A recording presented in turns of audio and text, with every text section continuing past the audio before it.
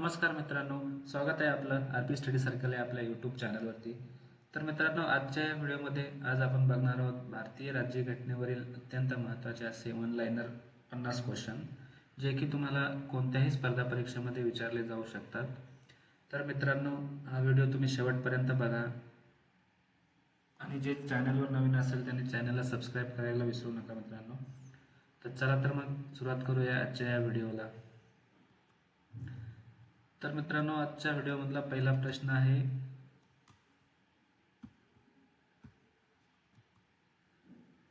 प्रश्न आहे, भारतीय राज्यघटनेतील कोणते कलम हे पंतप्रधान आणि इतर मंत्र्यांच्या नियुक्तीशी संबंधित आहे?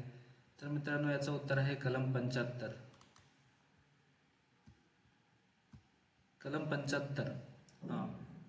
पुढचा प्रश्न, पंतप्रधानाची नियुक्ती कोण करतात?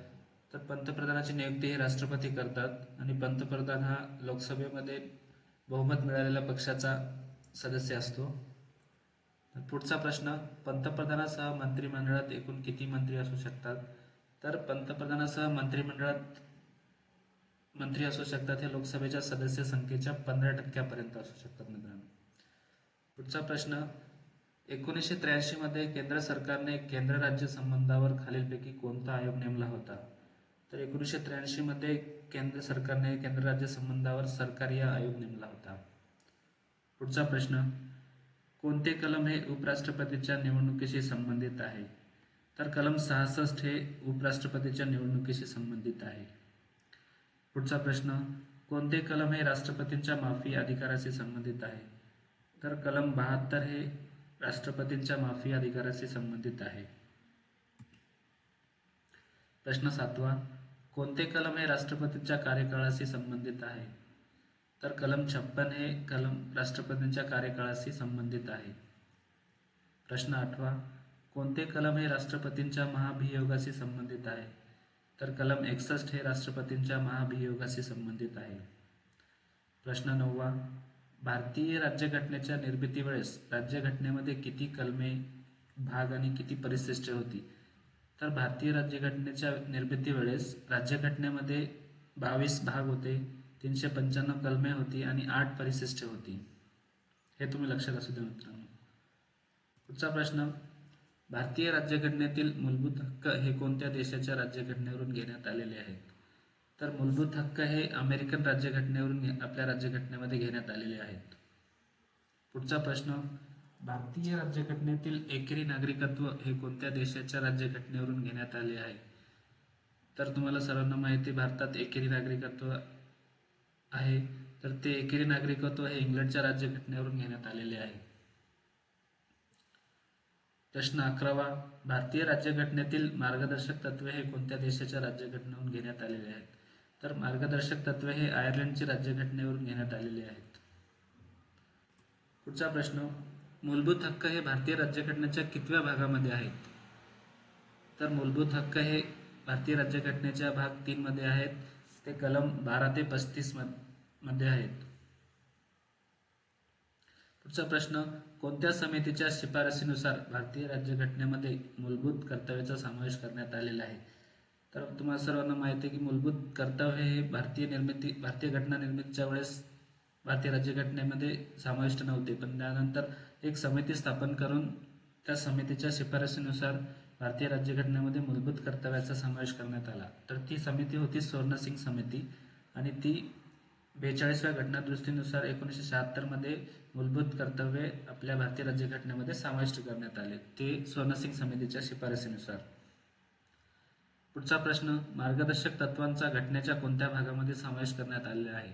तर मार्गदर्शक तत्वांचा भारतीय राज्यघटनेच्या भाग 4 मध्ये समावेश करण्यात आला आहे आणि त्या संबंधित कलम आहे 51A.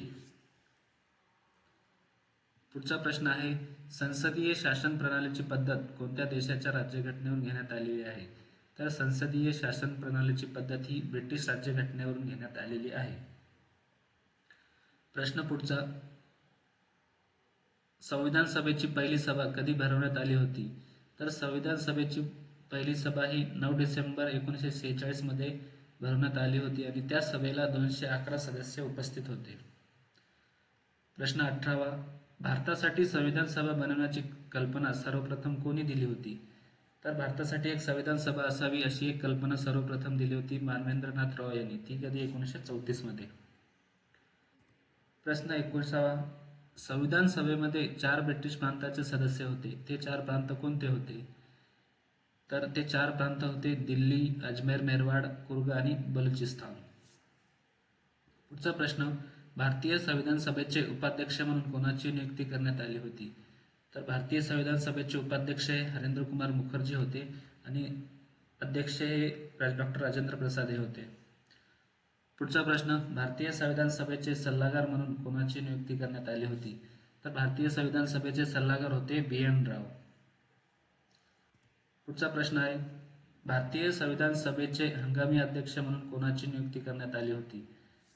तर ज्यावेळेस भारतीय संविधान सभेचे पहिले अधिवेशन भरले होते त्यावेळेस सच्चिदानंद सिन्हा यांची हंगामी अध्यक्ष म्हणून नियुक्ती करण्यात आली होती. पुढचा प्रश्न. संविधान सभेने तिरंगा हा राष्ट्रीय ध्वज म्हणून कधी स्वीकारला? तर संविधान सभेने तिरंगा हा राष्ट्रीय ध्वज म्हणून 22 जुलै 1947 रोजी स्वीकारला होता. प्रश्न 24वा. पक्षांतर बंदी कायदा कोणत्या घटना दुरुस्तीद्वारे अस्तित्वात आला? तर पक्षांतर बंदी कायदा हा 52वी घटना दुरुस्तीद्वारे अस्तित्वात आला आणि ती 52वी घटना दुरुस्ती 1985 मध्ये करण्यात आली होती. पुढचा प्रश्न. कोणत्या घटना दुरुस्तीद्वारे मतदाराचे वय 21 वरून 18 करण्यात आले होते? तर मतदाराचे वय 21 वरून 18 करण्यात आले होते. ती घटना दुरुस्ती होती 61वी घटना दुरुस्ती आणि ती 1988 मध्ये करण्यात आली होती. त्यामध्ये कलम 326 मध्ये काही बदल करण्यात आले होते. पुढचा प्रश्न. घटना समितीतील मूलभूत हक्क आणि अल्पसंख्याकांच्या सल्लागार विषयक समितीचे अध्यक्ष कोण होते? तर घटना समितीतील मूलभूत हक्क आणि अल्पसंख्याकांच्या सल्लागार विषयक समितीचे अध्यक्ष होते सरदार वल्लभभाई पटेल. सुकाणू समितीचे अध्यक्ष कोण होते? तर सुकाणू समितीचे अध्यक्ष होते KM मुन्सी. पुढचा प्रश्न. राष्ट्रपतींच्या निवडणुकीची पद्धत ही कोणत्या देशाच्या राज्यघटनेवरून घेतली आहे? तर राष्ट्रपतींच्या निवडणुकीची पद्धत ही आयर्लंडची राज्यघटनेवरून घेण्यात आलेली आहे. प्रश्न 29वा. न्यायालयीन पुनर्विलोकन पद्धत ही कोणत्या देशाच्या राज्यघटनेवरून घेतली आहे? तर न्यायालयीन पुनर्विलोकनची पद्धत ही अमेरिकेची राज्यघटनेवरून घेण्यात आलेली आहे. प्रश्न 30वा. आणीबाणी विषयक तरतुदी कोणत्या देशाच्या राज्यघटनेवरून घेण्यात आल्या आहेत? तर आणीबाणी विषयक तरतुदी ही जर्मनीची राज्यघटनेवरून घेण्यात आलेल्या आहेत. पुढचा प्रश्न. भारतीय संविधानातील सरनाम्यातील शब्दांचा योग्य क्रम कोणता? तर भारतीय संविधानामध्ये सरनामा आहे त्यामध्ये शब्दांचा योग्य क्रम असा आहे की सर्वप्रथम सार्वभौम, समाजवादी, धर्मनिरपेक्ष, लोकशाही आणि गणराज्य या क्रमात शब्दांचा समावेश करण्यात आलेला आहे. पुढचा प्रश्न. राष्ट्रीय आणीबाणी काळात शासनाला लोकसेवेचा कालावधी किती काळाकरता वाढवता येतो? तर राष्ट्रीय आणीबाणी वेळेस शासनाला लोकसेवेचा कालावधी हा 1 वर्षाकरता वाढवता येतो. पुढचा प्रश्न. कोणत्या कलमानुसार राष्ट्रीय आणीबाणी घोषित करण्यात येते?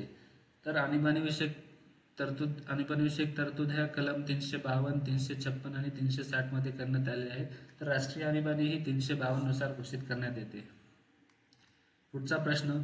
कोणत्या कलमानुसार भारताचा नियंत्रक आणि महालेखापरीक्षक यांची नियुक्ती करण्यात येते?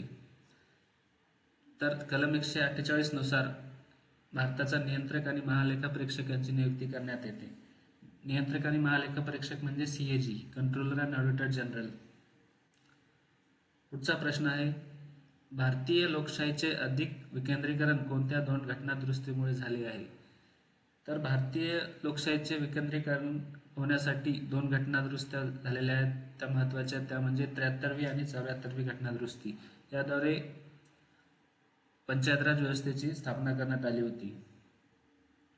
पुढचा प्रश्न आहे. भारतातील पहिली महिला मुख्यमंत्री कोणत्या राज्याची होती?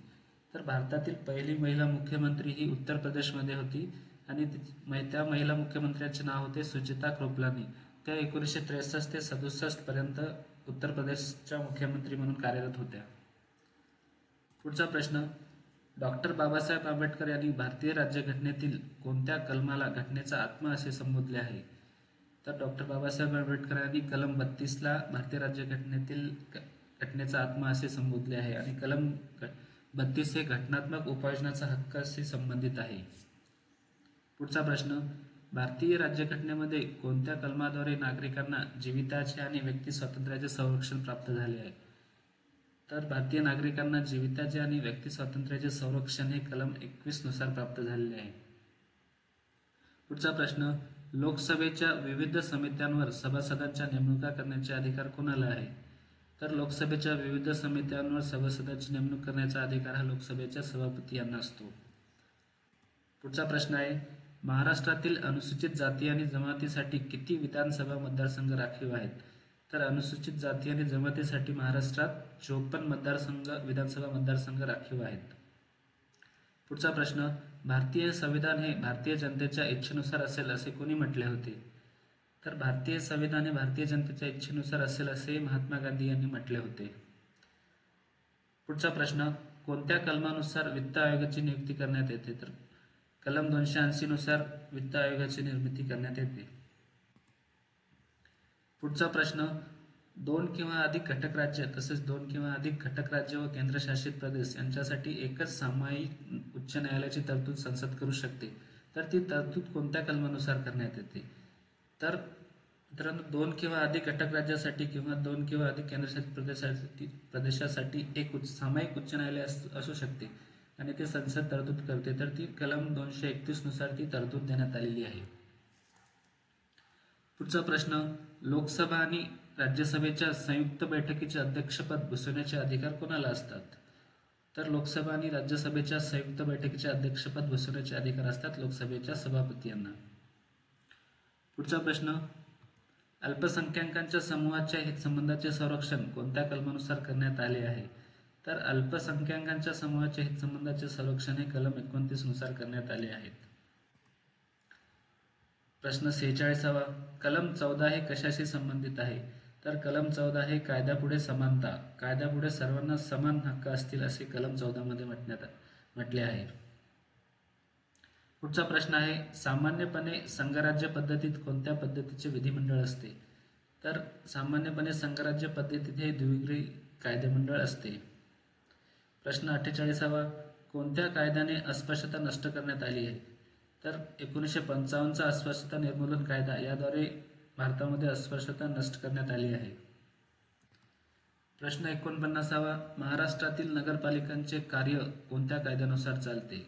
तर महाराष्ट्रातील नगरपालिकांचे कार्य हे महाराष्ट्र नगरपालिका कायदा 1965 नुसार चालते. प्रश्न 50वा, नागरी भागातील स्थानिक स्वराज्य संस्थांविषयी नवीन तरतुदी कोणत्या घटनादुरुस्तीद्वारे समाविष्ट करण्यात आल्या?